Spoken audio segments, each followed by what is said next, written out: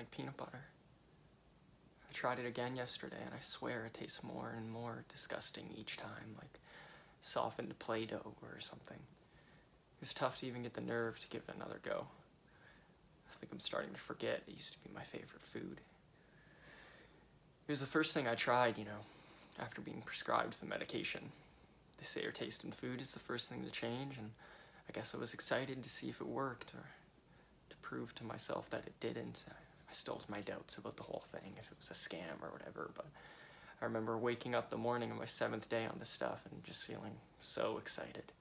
The package said that after a week you'd start to see results, just little things at first, so I got out of bed, took another pill, and rushed out of my room to find some way to test if it was working. It was cool to feel excited about something. I ended up in the kitchen. It was breakfast time, and my eyes fixed on the peanut butter I had used in my oatmeal the day before. Peanut butter is one of those things that makes everything better. Except for peanut-free zones, those are probably doing just fine without peanut butter in them.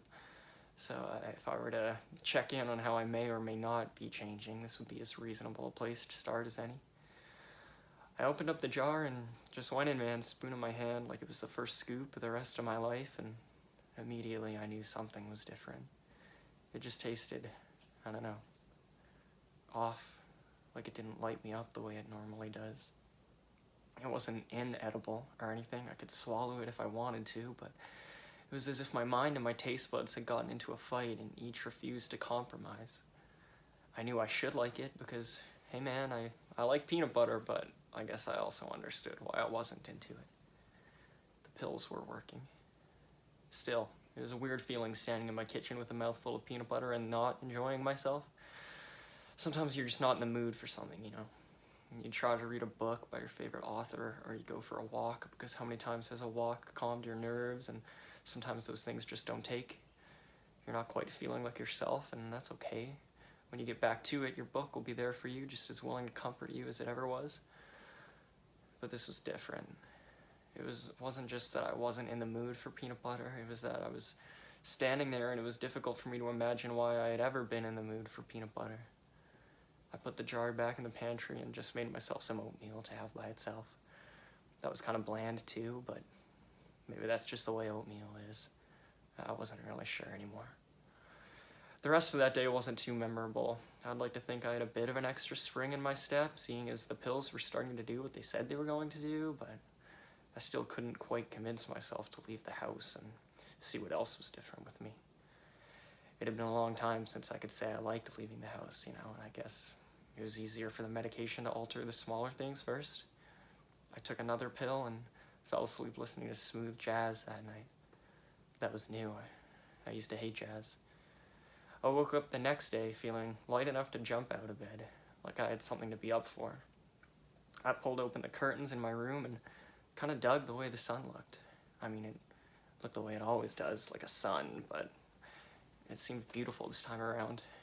Maybe it had a good night's sleep too, or maybe that was just me. I strolled downstairs and looked in the pantry.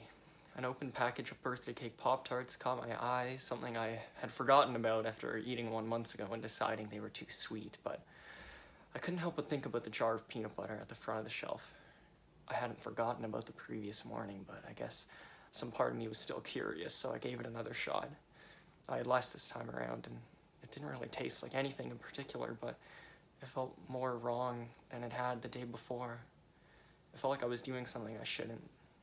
I don't mean I was guilty about the calories or anything.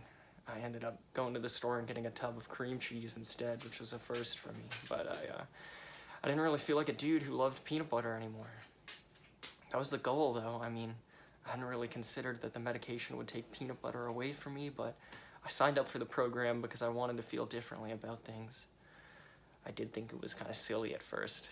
I was getting these ads on every webpage I would visit, each one with some big letters about an outlook change next to someone's smiling face, and I just scrolled past them. How many companies have products that promise to make you a new person? It's ridiculous. But then I started seeing commercials on the TV, ones late at night in between programs that air exclusively for insomniacs and people too stubborn to upgrade from cable, and they outlined the whole thing a bit more clearly. The commercials were advertising these recently developed revolutionary pills that would completely flip the way you look at things in life. I guess they alter some sort of chemistry in your brain. I don't know, I'm not a scientist, and the fine print flashed by too quickly for me to read, but the idea is that they reverse your preferences so that all the things you're born not liking eventually become something you appreciate. A new you, they called it. I can't say I was immediately sold, but if it could work, it sounded like something I could benefit from. Jamie came over to talk about it. We laid on the couch and I tried to explain to him what I was feeling. It wasn't just a food thing. A long way to go just to start liking vegetables, isn't it, he said, but it was a way to feel better about things I keep getting stuck feeling bad about. He didn't really get it because he's confident and good looking and way too good for me, but it's like we're all born with these natural dispositions, right? And sometimes it feels like I got shackled with impulses and thoughts that weren't tailor-made to suit me, yet someone decided for me before I was born or whatever that these were the thoughts I was going to have to wear for the rest of my life. I didn't choose to not like birthday cake Pop-Tarts, it's just the way my body responds to 1,000 grams of sugar and a handful of sprinkles. I didn't choose to be disgusted by tomatoes either, but my parents told me I refused to eat them as soon as I was old enough to push spaghetti all over my face.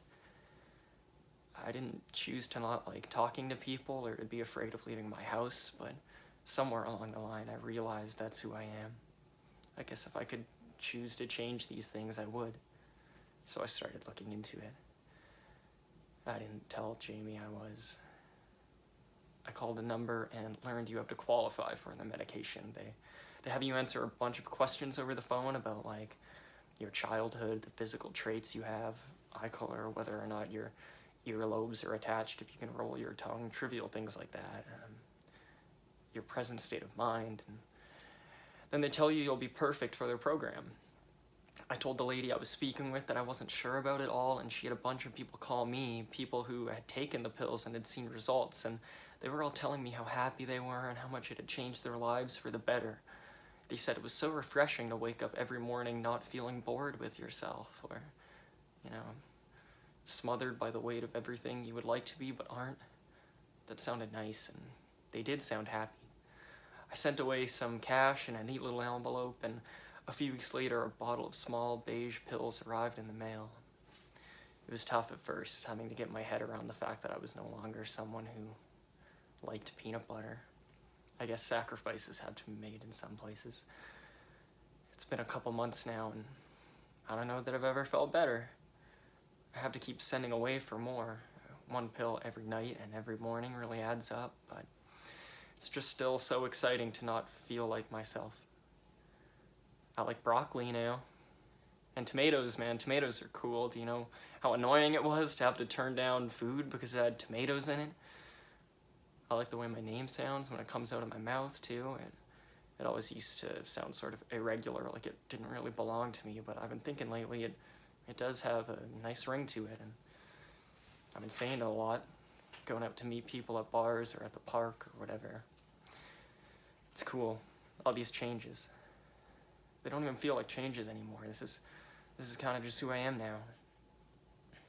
But I still tried peanut butter again yesterday. It's like, I don't know. It's hard to think when I'm on these things, but it's like I chose to be new, and now it feels like I can't choose to go back even if I wanted to. I tried laying off them for a day or two, but they have this way of making you feel empty without them, like the busy static of a TV, and I always end up taking another just to feel like my normal self again. Jamie came over again today. He must have knocked on the door for 5 minutes straight, but what am I gonna do? He's gonna see me and immediately know I feel different about him. I wish I could apologize and tell him I didn't know they would change things this much, that I didn't know they would change me this well, but I don't have the nerve to do that either. It's hard to be sorry when I can't seem to feel the way I know I should. I like myself.